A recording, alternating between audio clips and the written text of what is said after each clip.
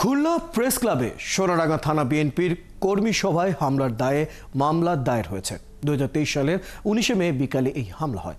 মামলার বাদী ও খুলনা মহানগর বিএনপির সাধারণ সম্পাদক শফিকুল আলম তুহিন জানান, ঘটনার দিন খুলনা প্রেস ক্লাবে পূর্ব নির্ধারিত দলীয় কর্মসূচি চলার সময় অভিযুক্তরা অতর্কিত হামলা চালায়। এতে বিএনপি ও এর অঙ্গ এবং সহযোগী সংগঠনের অর্ধশত নেতাকর্মী গুরুতর আহত হন।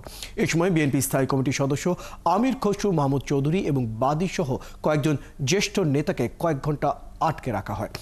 মামলায় সাবেক প্রধানমন্ত্রী শেখ হাসিনাকে হুকুমের আসামি সহ 156 জনকে আসামি করা হয়েছে।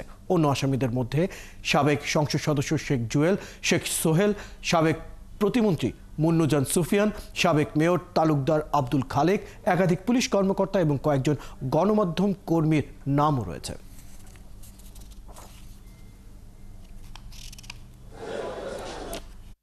সমাবেশের পারমিশন কেএমপি থেকে নেওয়া ছিল, সিটিএসবি থেকে নেওয়া ছিল।